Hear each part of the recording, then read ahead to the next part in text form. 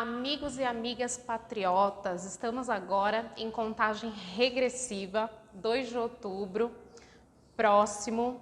Agora não temos mais para onde corrermos e nós vamos pautar alguns tópicos importantes.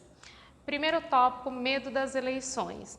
As pessoas sabem que eu tenho uma proximidade lá com o presidente da República, Jair Bolsonaro, e por WhatsApp, pelas redes sociais, ou pessoalmente me abordam.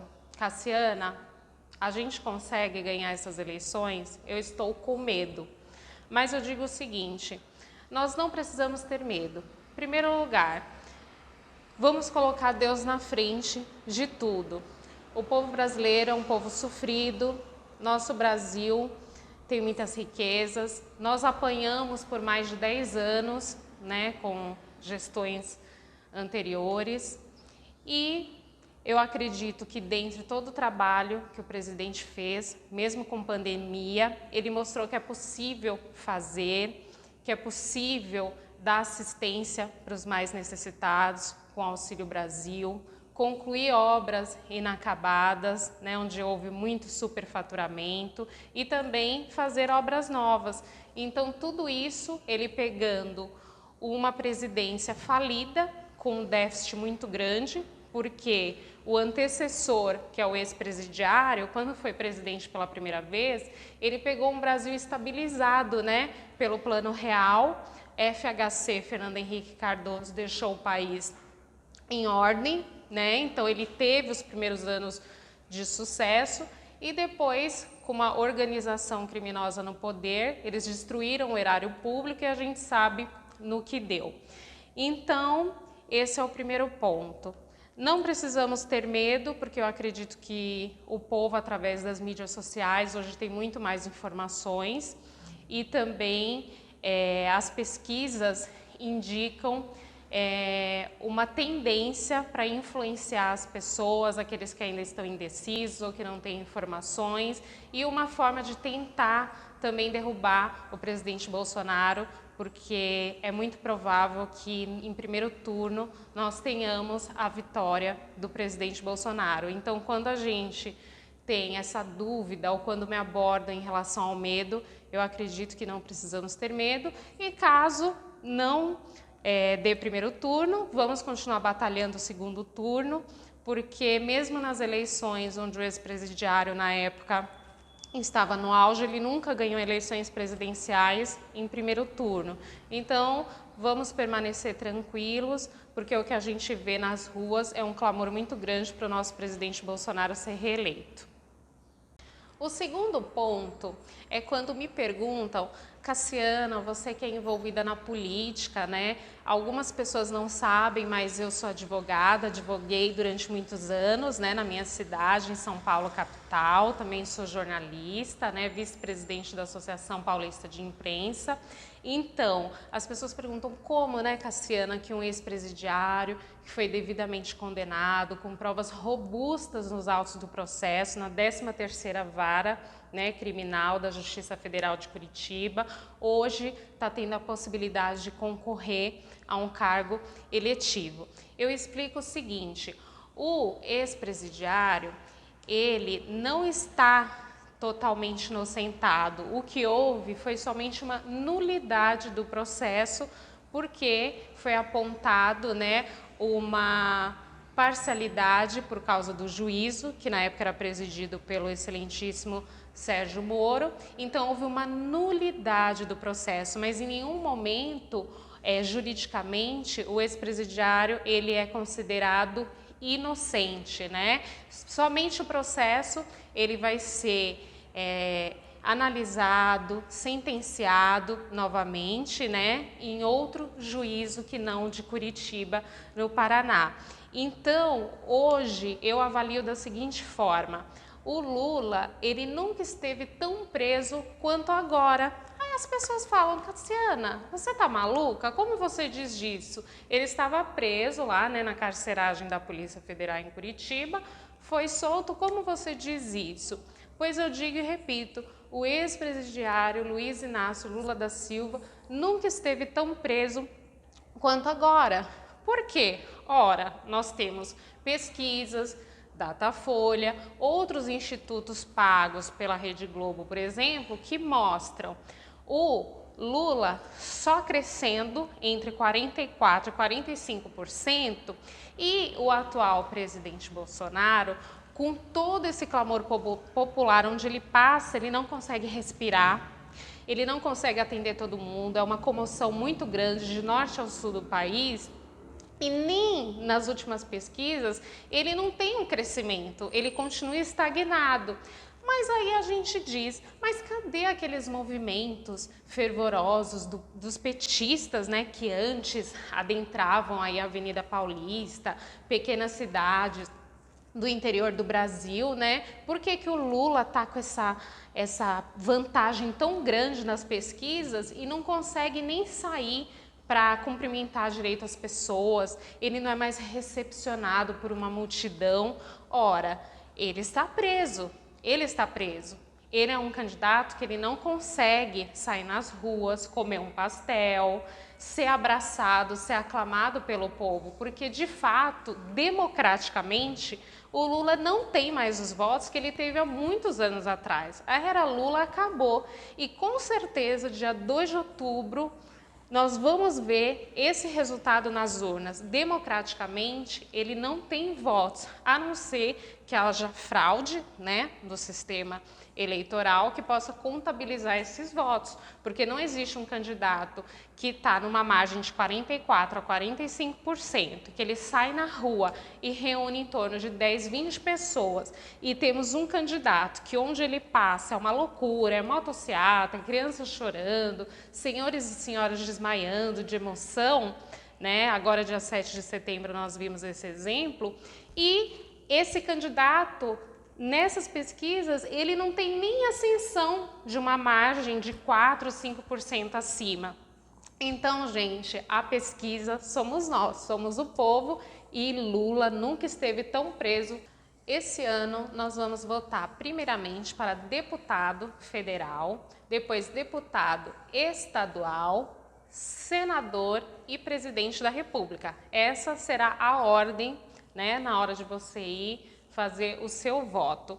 E relembrando as eleições de 2018, onde teve essa quebra, né, essa ruptura muito importante que só o Jair Bolsonaro conseguiu quebrar essa era PT e realmente ser presidente do Brasil, porque nós não aguentávamos mais, porque desde as eleições de 2016 ou 2014, eu acredito que já havia, né, tendo fraudes nas eleições, aquela vez do Aécio com a Dilma, ali nós já começávamos a ficar um pouco duvidosos, né, da credibilidade das eleições. E finalmente, em 2018, veio o presidente Bolsonaro com um jeito totalmente diferente, que não tem falas rebuscadas, né? Não é aquele presidente todo pomposo, é um cara extremamente simples, desde o seu linguajar popular e, nossa, superou todas as expectativas, né?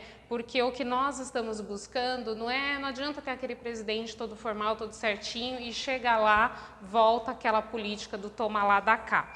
Então, o que eu vejo? Em 2018, nós tivemos diversos deputados, senadores que foram eleitos pelaquela grande comoção da onda bolsonarista, e isso se repete novamente. Isso porque as pesquisas mostram que o então candidato à reeleição, Bolsonaro, está fraco nas eleições. Você anda pelo Brasil inteiro, eu vou para São Paulo, eu vou para Brasília, Rio de Janeiro, Salvador, cidades do interior, você não vê material de campanha, de divulgação nenhuma do então ex-presidiário, de pessoas querendo colar, né, nesse candidato que está, então, em primeiro lugar nas pesquisas, para conseguir votos, né? Porque geralmente quem está na frente é onde as pessoas costumam, né, os candidatos, vincular a sua imagem para ter mais votos. Muito pelo contrário, a gente vê ex-petistas, né, que agora também novamente se declaram bolsonaristas, não sei se para conseguirem também votos, né, isso só o tempo vai dizer,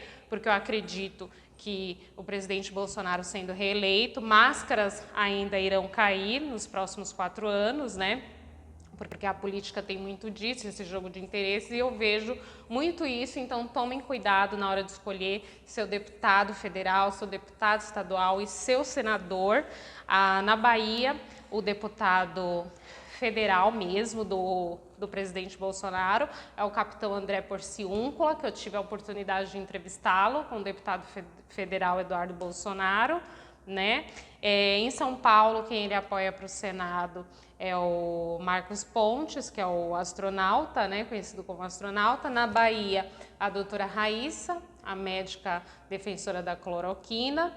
Governo do estado de São Paulo, eu acredito muito na vitória do Tarcísio, ex-ministro da Infraestrutura, pela competência dele, e acredito que São Paulo dê segundo turno entre Tarcísio e Haddad, que mostra também que ele está em primeiro lugar, mas nós vamos tirar todas essas dúvidas já 2 de outubro. Então prestem muita atenção, porque ainda 2022 há essa onda bolsonarista muito forte e muitos acabam surfando nessa onda, mas que não são bolsonaristas de verdade, caso sejam eleitos, podem ser futuros traidores do nosso futuro presidente, se Deus quiser eleito, Bolsonaro, como aconteceu, né, que Alexandre Frota, o ex-governador de São Paulo, João Dória, que traíram, né, de uma forma lamentável o nosso presidente Bolsonaro.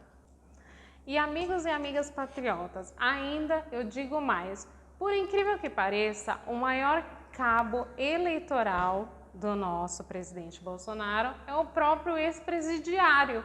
Aí você fala, como, Cassiana, pode acontecer uma coisa dessa? Pois eu digo, quanto mais o ex-presidiário fala, mais ele se enrola. O discurso dele tá horrível, tá péssimo, tá antiquado por um Brasil diferente, porque agora nós temos um Brasil realmente que funciona, que tirou as mazelas políticas, as barganhas, o toma lá da cá com o presidente Bolsonaro, e o povo está gostando disso, porque a gente teve o retorno daquele voto que nós demos em 2018 para o presidente Bolsonaro, nós tivemos um saldo positivo sim. E ainda digo mais, quando as pessoas falam, nossa, a pandemia atrapalhou o presidente. Não, a pandemia não atrapalhou.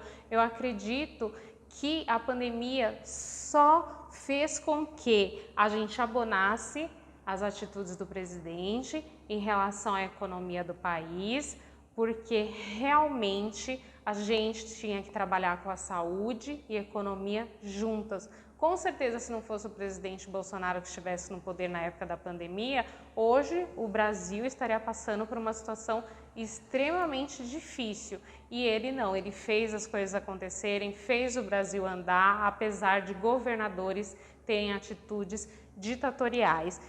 Então, o maior cabo eleitoral do nosso presidente Bolsonaro é o ex-presidiário Lula, porque quanto mais ele fala, mais ele entrega os seus piores índices de governo, quando ele mesmo diz que no Nordeste é onde há mais analfabetos, que é no Nordeste onde há mais gente passando fome. Ora, o governo da Bahia está nas mãos do PT também há muito tempo, agora com o Rui Costa, o preço da gasolina ainda na Bahia é um dos mais altos do Brasil e é governo petista. Então, agora no dia 2, a gente tem que fazer uma demissão em massa, governo federal, governo estadual, com o número 22. E o também ex-presidiário Lula, né, falou que um dos pilares desse novo governo dele é acabar com a fome. Ora, como acabar com a fome se ela é contra o agro, se ele diz que o agronegócio é fascista? Eu vim lutando muito, conversando com diversos empreendedores do agronegócio, que às vezes até riam da minha cara quando eu falava, gente, vamos nos unir, porque realmente se houver uma mudança significativa, legítima, vocês vão sofrer, vocês vão ter as propriedades de vocês invadidas pelo MST. E ninguém levou a sério. Quando teve a primeira entrevista dele no JN, a primeira coisa que ele atacou foi o agronegócio. Então, eu sou uma pessoa que eu tenho uma vivência política, né? E tô dentro desses bastidores e veio a calhar tudo o que eu falava a acontecer, né? Porque como é que você vai atacar o agro? O agro brasileiro vai ser responsável, né, por acabar com a fome no mundo. Então, ele é um louco com um discurso péssimo, horrível, e com certeza agora nós vamos enterrar, né, esse câncer do Brasil, que é o PT, né, com esse chefe de uma facção criminosa política, que é o ex-presidiário Lula.